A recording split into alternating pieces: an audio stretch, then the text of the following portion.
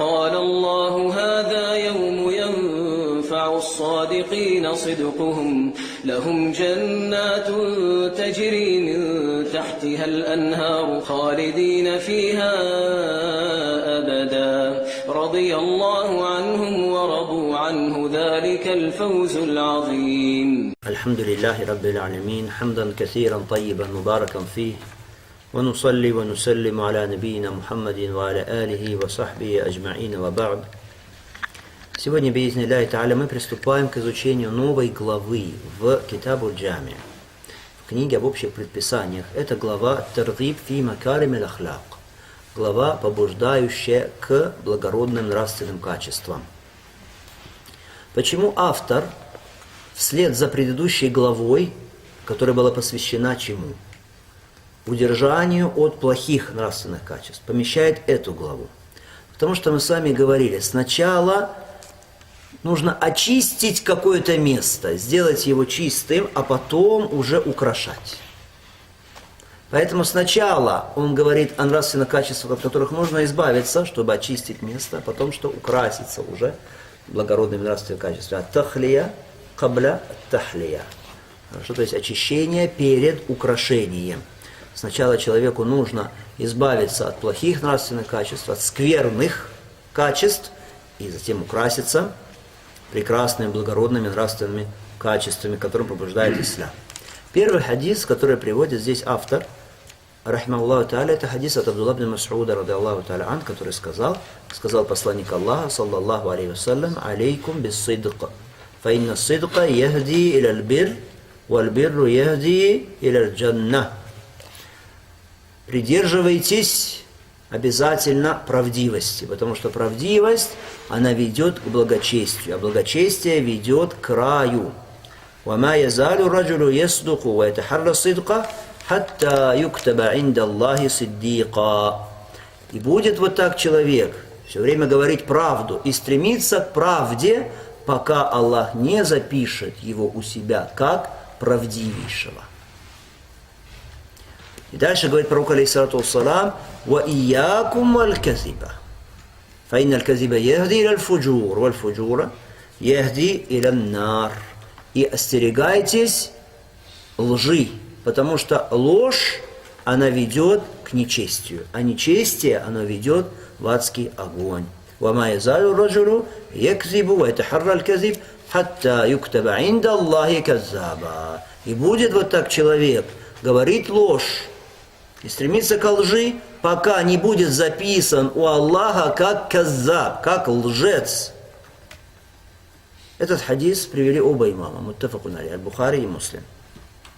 Итак, говорит пророк, алейхиссалату вассалам, алейкум бис-сидқ, придерживайтесь правдивости. В арабском языке вот этот прием алейкум вещей называется аль-игра, то есть сильное побуждение. Сильное побуждение к правдивости в убеждениях, правдивости в словах, правдивости в действиях. Вот сидк, правдивость, она охватывает собой все эти аспекты. Первое – это правдивость в убеждениях, то есть в сердце у человека. Это когда у человека правильные убеждения об Аллахе субхану ва тааля, в том, что Аллах единственный Господь, Создатель, Распорядитель. Это правильное убеждение у человека относительно божественности Аллаха, что Аллах единственный Бог, достопоклоняемый, заслуживающий поклонения.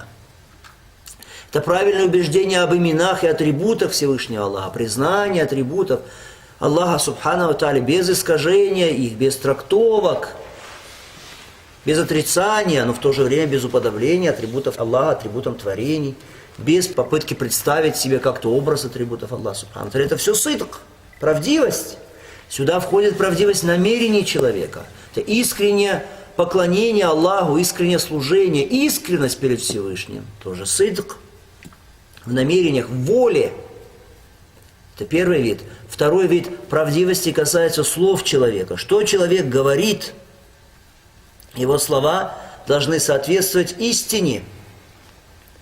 Как слова, касающиеся религии, должны соответствовать Корану и Сунне. Слова, которые он говорит, сообщая о чем-то, касающемся мирской жизни, должны соответствовать реальности, как это есть на самом деле. Не лгать, Третий вид – это правдивость в действиях человека. Правдивость в действиях, что это значит? Это значит, твои деяния религиозные, они должны соответствовать шариату. То, что ты делаешь из мирских каких-то дел, не должно противоречить шариату. Это правдивость в действиях.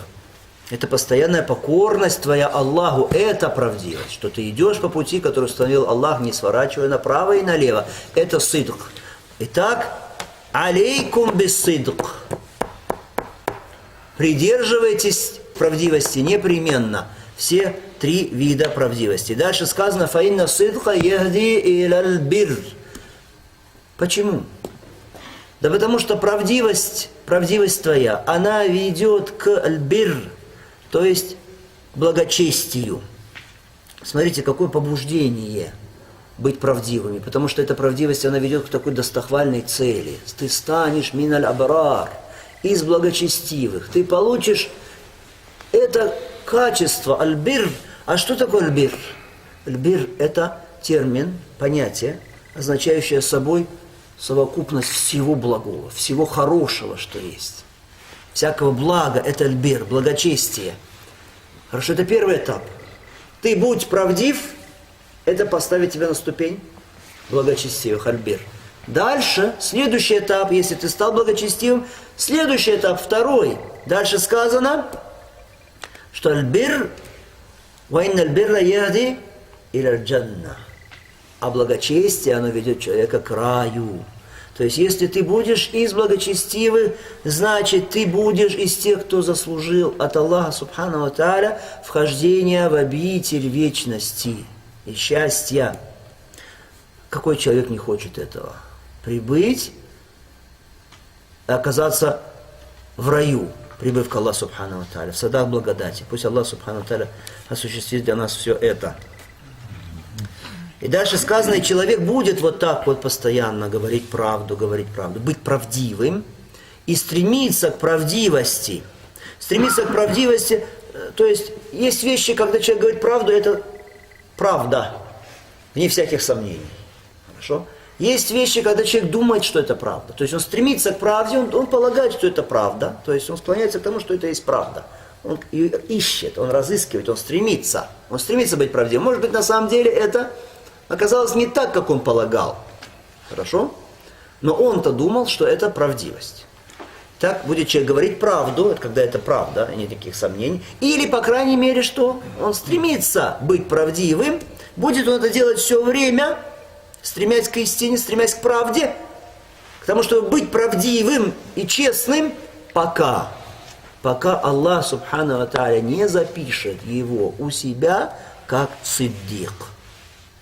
Представьте, что человек записан у Аллаха Всевышнего как сиддик. Этот раб из вот этих вот миллиардов людей, этот раб сиддик, правдивейший. Правдивейший, он любим Аллахом. И правдивейший, он уважаем людьми. Он находит радушный прием в сердцах людей. Почему? Потому что правдивый человек – это на самом деле общение с правдивым человеком. Это удовольствие, это счастье, это наслаждение, это спокойствие, потому что ты не сомневаешься в словах этого человека, ты можешь опираться на эти слова. Люди на самом деле нуждаются в таком окружении, в таких людях. Если кто-то известен в своей правдивости, тебе уже сейчас не нужно думать, он правду сказал или сейчас обманывает меня, или он лжет сейчас. Что ты начинаешь думать, а может лжет сейчас он это, потому что бывает. А тут правдив человек. Смотрите, это уже награда от Аллаха в этом мире, скорая тебе. Что ты уже находишь радушный прием у людей за свою правдивость. Мы рассказывали с вами, что эта лживость, она отвергаема всеми творениями. Мы рассказывали с вами историю про муравья, если вы помните, как один муравей, была поставлена ему там пища, он пошел, сообщил своим сородичам, что там есть пища, пока сородичи шли, уже убрали эту пищу, они пришли, ничего нет. То есть получилось, что этот обманул муравей. Потом второй раз поставили перед ним, все разошлись, муравьи, вернулись обратно. Поставили еще раз ему еду, он опять увидел, опять пошел им сказал, они пришли, опять ничего нет. Что они сделали с ним в конце концов? Они его растерзали. Они его растерзали, то есть ложь – это качество неприемлемое совершенно у творений. Ты человек, лучшее из творений. Одно из лучших из творений Аллах Субхану ва Тааля. Как подобает тебе лживость, особенно если ты верующий, если ты му'мин. И дальше сказано: «Ва иякум валь-казиб», и остерегайтесь лжи. Это из форм предостережения, тахдир. Пророк алейхиссалату вассалям предостерегает от лжи. Почему? Потому что аль-казиб яхди иль аль-фуджур. Ложь, она ведет к нечестию. Фуджур, греховности. Человек становится из фуджар, из нечестивцев, из греховников. Калла инна китаб аль-фуджар иля фи сиджин. Поистине книга нечестивцев, она в сиджине, в то время как благочестивых где? Филиин. Итак, ведет к нечестию. Что сказано про благочестивых? Благочестивые в этом мире, они уже в наслаждении. Инна рабрара ляфи наим. Поистине благочестивые, они в блаженстве. А что сказано про нечестивых, про грешников? Ва инна фуджара ляфи джахим. Поистине нечестивцы, они в огне. Мало того, что они в огне, в аду, они уже здесь в огне. И дальше сказано, что нечестие ведет к огню адскому. И в этом мире мучение, и в этом мире неуважение со стороны людей. Неприязнь со стороны рабов Аллаха Субхану ва Тааля. И дальше сказано, и человек будет вот так все время стремиться к лжи, говорить ложь или стремиться к лжи. То есть говорит что-то, может быть, он и не уверен, что это ложь. Но думает, наверное, ложь, скорее всего, это, может, правда. Хорошо. Если так будет, то это приведет к тому, что Аллах запишет человека у себя как каззаб. Каззаб, лжец, отъявленный лжец. Да пасет Аллах Субхану ва Тааля нас от этого. Какие выводы мы сделаем из этого хадиса? Ну, во-первых, мы видим, как пророк, алейхиссалату вассалам, был искренен, доброжелателен в отношении своей уммы. Как он стремился для нас, в отношении нас, ко всему, что для нас составляет счастье, побуждая нас к макаримуль ахляк, благородным нравственным качествам, чтобы мы украшались вот этими благородными нравственными качествами и наоборот удерживает нас, пророк алейхиссалату вассалам, от дурных нравственных качеств. Алейкум бисидк, сказано сначала, придерживайтесь правдивости, затем иякум аль-казиб, остерегайтесь лживости. В этом хадисе мы видим превосходство такого качества, как правдивость. Что правдивость, она ведет к благочестию. Благочестие, мы сказали с вами, это что? Совокупность всех благих качеств, всего благого в человеке, всего хорошего. Правдивый человек, садук, он уважаем среди людей, и он оставляет после себя память хорошую. То есть он умирает, после него еще долго хорошая память среди людей. Хорошо они вспоминают, в отличие от лжецов. Другой важный вывод из этого хадиса, братья, праведные деяния, они ведут друг к другу. То есть ты совершаешь одно праведное деяние, оно ведет тебя к следующему. Совершаешь следующее, оно ведет тебя к следующему. И так. Совершаешь праведные деяния, хорошие поступки, все больше и больше у тебя становится хороших поступков. Дальше, дальше, дальше. Что? Потому что, смотрите, сказано здесь, правдив человек, к чему это привело? Благочестию. Благочестие привело его к краю.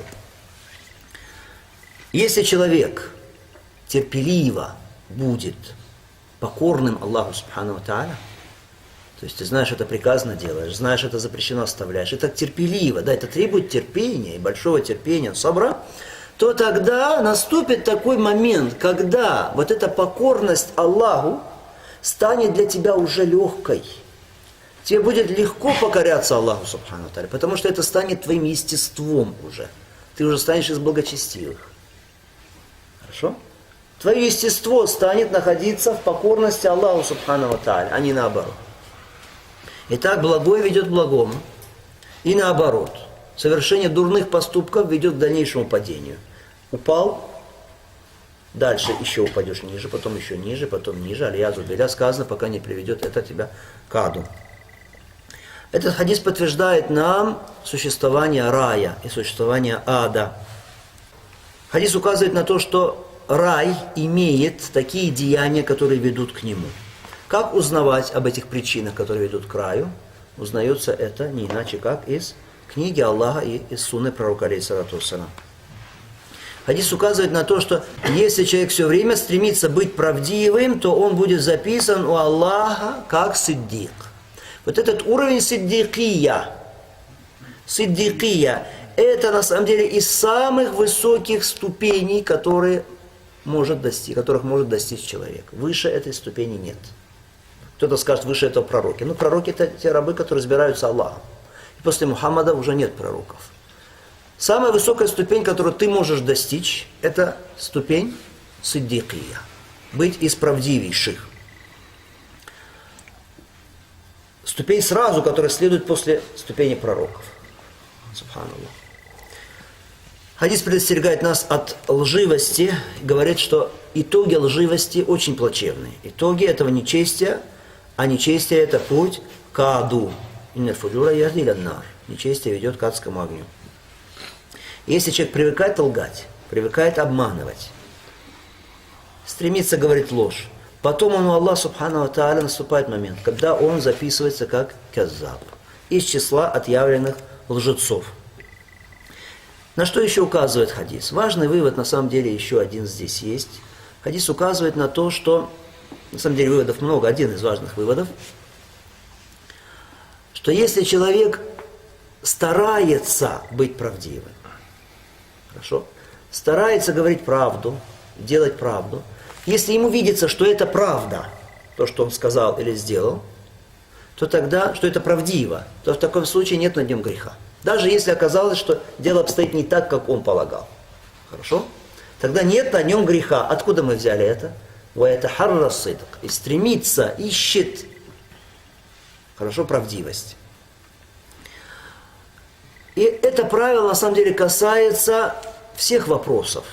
Всех вопросов. В том числе касается вопросов клятв, обетов, вопросов таляка, вопросов освобождения рабов. Все это правило сюда распространяется. Если человек что-то сделал, полагая, то есть у него был галибату занн, то есть склонялся он к тому, что это есть правильно, что это так дело обстоит на самом деле, то тогда какое-то наказание из этого уже не вытекает, не взыскивается с этого человека.